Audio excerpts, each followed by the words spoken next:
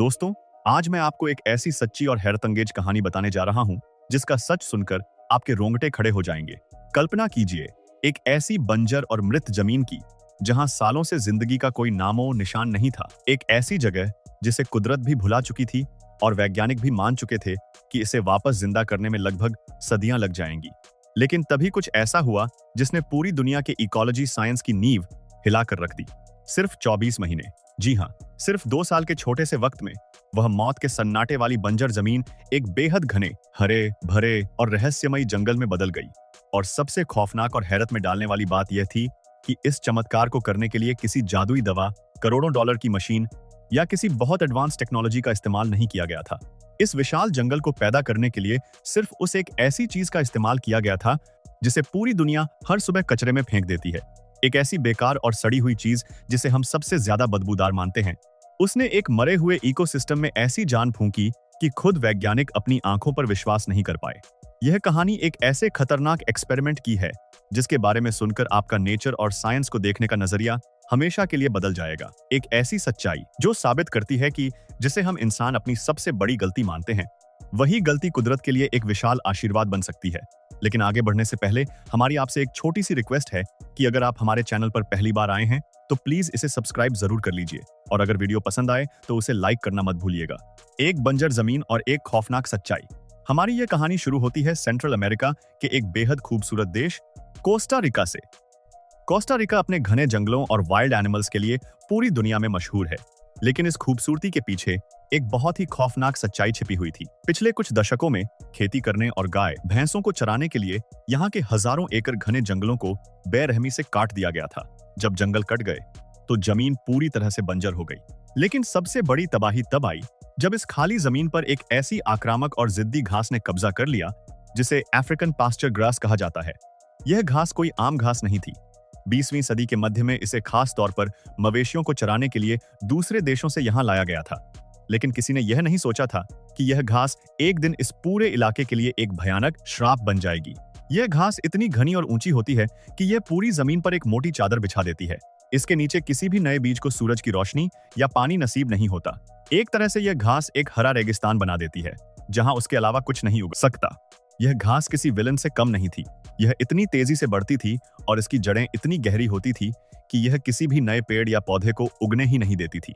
इस घास ने जमीन के सारे न्यूट्रिएंट्स छीन लिए थे, और सबसे डरावनी बात यह थी कि गर्मी के मौसम में यह घास पूरी तरह सूख जाती थी और आग पकड़ लेती थी, जिससे भयानक जंगल की आग लगती थी और बचे खुचे बीज भी जलकर राख हो जाते थे। यह एक मौत का चक्र बन चुका था। जमीन पूरी तरह से मृत हो चुकी थी और वैज्ञानिक इस बात को लेकर बेहद चिंतित थे, क्योंकि इस जमीन को ट्रेडिशनल तरीके से ठीक करने में करोड़ों डॉलर और सदियों का वक्त लगने वाला था। उन्हें एक ऐसी चमत्कारी तरकीब की जरूरत थी जो इस प्रोसेस को फास्ट फॉरवर्ड कर सके।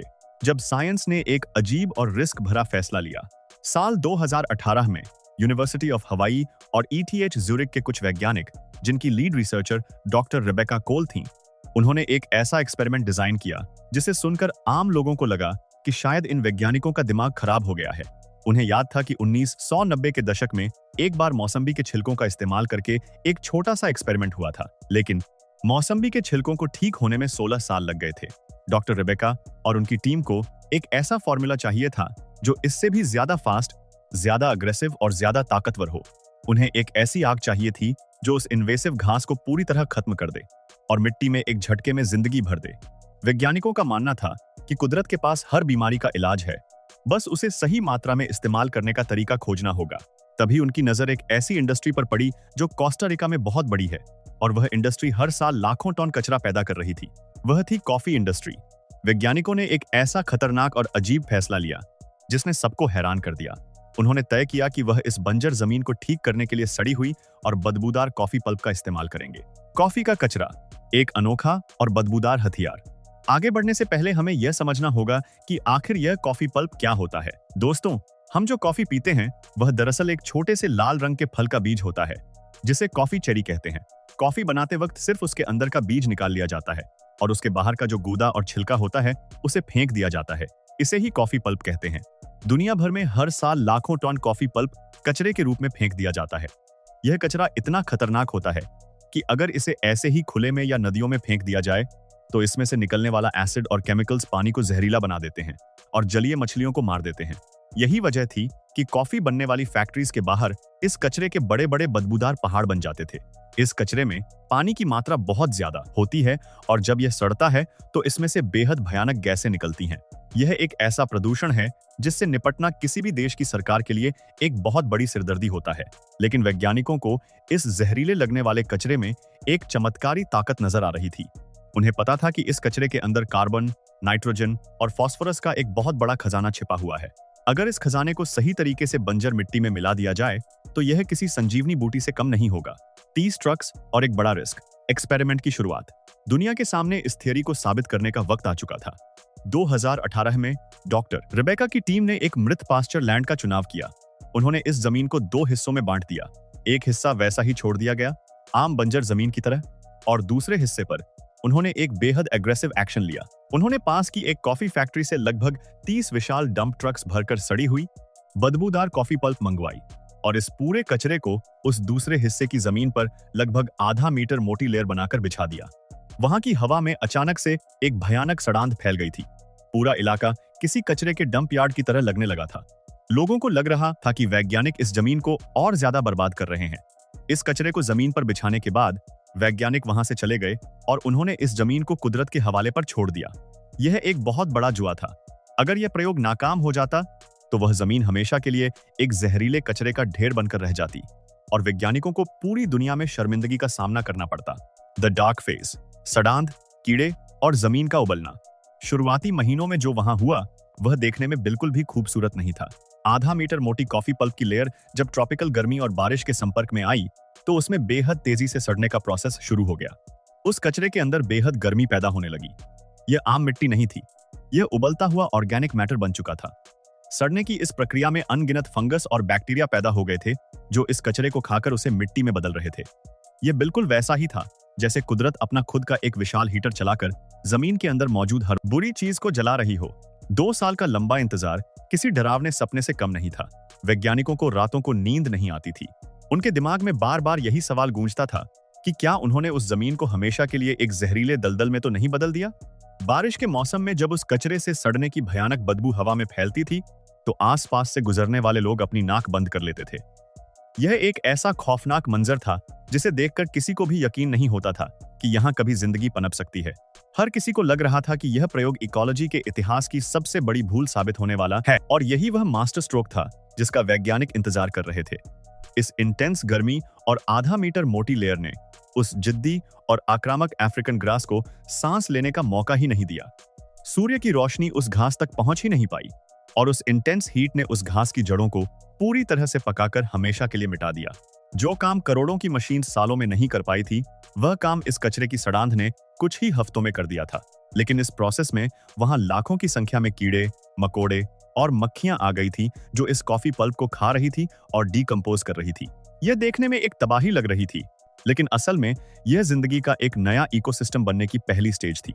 2 साल बाद एक चमत्कार जिसने दुनिया को हिला दिया। वक्त तेजी से बीता और साल 2020 आ गया। 2 साल का वक्त किसी भी जंगल को उगाने साइंस की भाषा में 1 सेकंड के बराबर होता है। डॉक्टर रिबेका और उनकी टीम जब अपना डेटा कलेक्ट करने वापस उस जगह पर पहुंचे तो उनके पैरों तले जमीन खिसक गई। उन्होंने जो देखा उसने इकोलॉजी की पूरी दुनिया में एक भूचाल ला दिया। जब डॉक्टर रिबेका की टीम जंगल के उस रास्ते से होते हुए अपनी मंजिल की तरफ बढ़ रही थी तो उनके दिलों की धड़कनें तेज हो चुकी थी। उन्हें डर था कि शायद उन्हें वहां सिर्फ सड़े हुए कचरे का एक काला पहाड़ देखने को मिलेगा। लेकिन जैसे ही उन्होंने उस इलाके में कदम रखा उनके कदम वहीं के वहीं जम गए। उनकी आंखें फटी की फटी रह गई। वह एक दूसरे का चेहरा देखने लगे। किसी के मुंह से एक शब्द नहीं निकल रहा था। दोस्तों, जिस जगह पर उन्होंने कॉफी का कचरा फेंका था वहां अब कोई बंजर जमीन नहीं थी। वहां एक बेहद घना, लंबा और हरा भरा ट्रॉपिकल जंगल खड़ा था। वह जगह जहां 24 महीने पहले सिर्फ मौत का सन्नाटा था वहां अब 80% कैनोपी कवर था। यानी पेड़ों ने आसमान को 80% तक ढक लिया था। पेड़ों की लंबाई उस कंट्रोल प्लॉट के मुकाबले 4 गुना ज्यादा लंबी थी। कई पेड़ों की ऊंचाई तो 20 फीट से भी ज्यादा हो चुकी थी। वहां अलग अलग प्रजातियों के जंगली पेड़ अपनी जड़ें मजबूत कर चुके थे और उनके पत्तों की वजह से जमीन पर एक ठंडी छांव रहने लगी थी। और जब उन्होंने उस कंट्रोल प्लॉट की तरफ देखा जिसे खाली छोड़ दिया गया था तो वह आज भी वैसी की वैसी ही बंजर और सूखी थी। वहां अभी भी वही अफ्रीकन घास अपना कब्जा जमाए बैठी थी, लेकिन कॉफी वाले प्लॉट में उस घास का एक तिनका भी बचा नहीं था।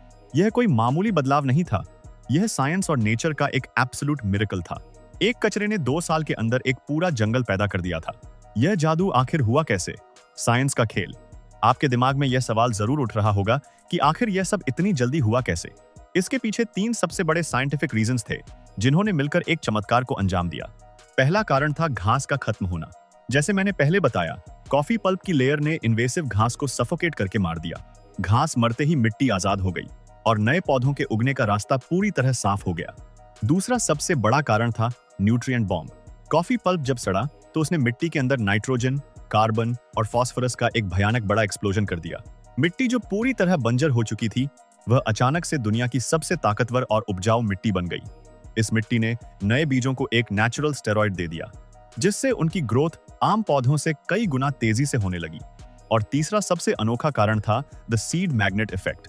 दोस्तों, वैज्ञानिकों ने वहां जाकर पेड़ नहीं लगाए थे, तो फिर इतने सारे पेड़ आए कहां से? असल में जब कॉफी पल्प डिकम्पोज हो रहा था, तो उसमें बहुत सारे कीड़े आए थे। उन कीड़ों को खाने के लिए आस पास के जंगलों से हजारों पक्षी और चमगादड़ आने लगे। जब यह पक्षी उड़कर वहां आते थे, तो अपने साथ दूसरे जंगलों से अलग अलग पौधों और पेड़ों के बीज अपनी बीट के जरिए वहां छोड़ जाते थे। एक तरह से इन पक्षियों ने फ्री में उस पूरी जमीन पर बीज बोने का काम किया। और क्योंकि मिट्टी पहले से ही सुपरचार्ज्ड थी, बीज गिरते ही वहां घने पेड़ उगने लगे। यह एक ऐसा कुदरती चक्र था जिसे इंसान अपने हाथों से कभी नहीं बना सकता था। जब पक्षी उन कीड़ों को खाने आते, तो वे सिर्फ बीज ही नहीं बल्कि कुदरती खाद भी वहां छोड़ते थे। इस पूरी प्रक्रिया ने उस मृत जमीन को एक विशाल इंक्यूबेटर में बदल दिया था। यह साबित करता है कि जब प्रकृति को सही माहौल मिलता है, तो वह किसी भी इंसानी तकनीक से 1000 गुना ज्यादा ताकतवर तरीके से अपना काम करती है। एक नई उम्मीद, दुनिया के जंगलों को बचाने का फॉर्मूला। कोस्टा रिका के इस एक्सपेरिमेंट ने पूरी दुनिया के वैज्ञानिकों को एक नई और बेहद सॉलिड उम्मीद दी है। आज दुनिया भर में ग्लोबल वार्मिंग, क्लाइमेट चेंज और जंगलों की कटाई सबसे बड़े खतरे हैं। हम सालों से करोड़ों डॉलर खर्च करके पेड़ लगाने की कोशिश कर रहे हैं, लेकिन सक्सेस रेट बहुत कम होता है। आमतौर पर 1 हेक्टेयर जंगल को वापस उगाने और उसकी देखभाल करने में हजारों डॉलर का खर्च आता है। उसमें पौधों को पानी देना, उन्हें जंगली घास से बचाना और खाद डालना पड़ता है। लेकिन इस प्रयोग ने साबित कर दिया कि अगर सही तरीके से कुदरती कचरे का इस्तेमाल किया जाए, तो यह खर्च ना के बराबर हो सकता है।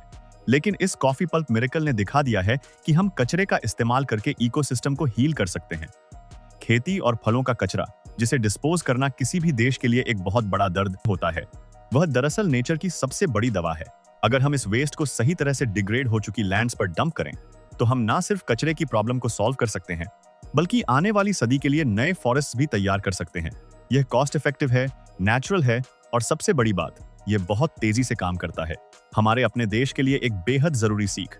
दोस्तों, जब हम इस अजीब और चमत्कारी एक्सपेरिमेंट की कहानी को सुनते हैं, तो एक बहुत ही गहरी और जरूरी बात हमारे अपने देश के परिप्रेक्ष्य में दिमाग में आती है। हमारा देश एक एग्रीकल्चरल जायंट है, जहां पूरी दुनिया के मुकाबले खेती और उससे जुड़ा उत्पादन बेहद विशाल पैमाने पर होता है। लेकिन इसके साथ ही हमारे सामने खेती से निकले हुए कचरे की एक बहुत बड़ी समस्या हर साल आती है।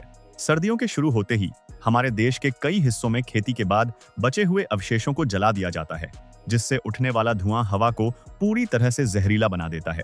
इसके अलावा फलों के रस की फैक्ट्रीज, गन्ने की मिल्स और सब्जी मंडियों से हर रोज लाखों टन ऑर्गेनिक कचरा निकलता है, जो या तो नदियों को प्रदूषित करता है या शहरों के बाहर कचरे के विशाल पहाड़ बना देता है।